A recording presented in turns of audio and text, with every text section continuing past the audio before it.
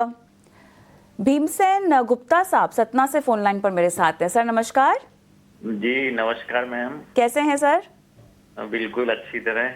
बढ़िया, बताइए, पूछिए सवाल। मेरे पास जियो फाइनेंशियल के 725 शेयर हैं जिसकी खरीद कीमत है 270 रुपए।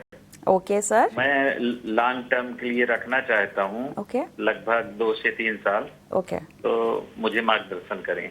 2 से 3 साल रखना चाहते हैं और 270 जो है आपकी बाइंग प्राइस है। चलिए, फिलहाल मुनाफा भी आपको हो रहा है, congratulations. Gaurang ji thank you.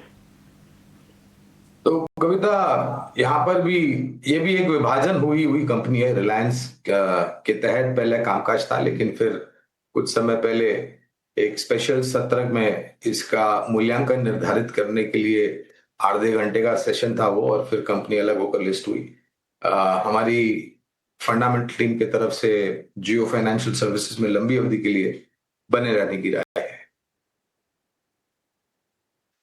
ये है राय आपको मिलती हुई जियो फाइनेंस पे लंबी अवधि के लिए बने रहने की सलाह आपको मिलती हुई।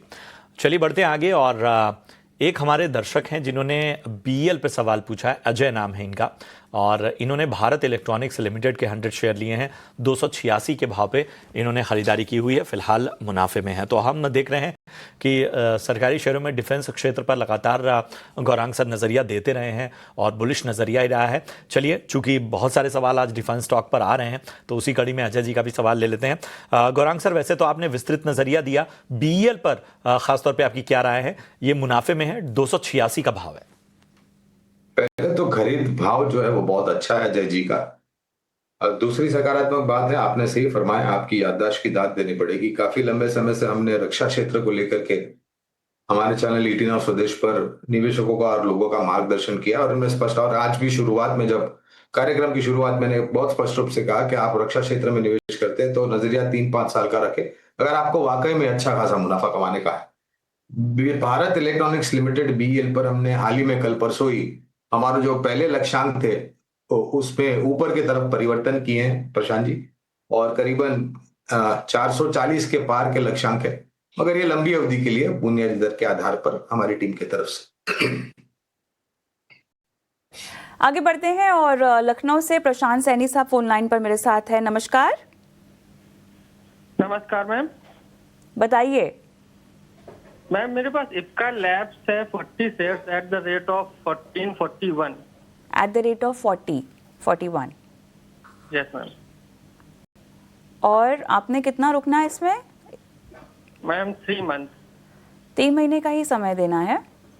Yes ma'am.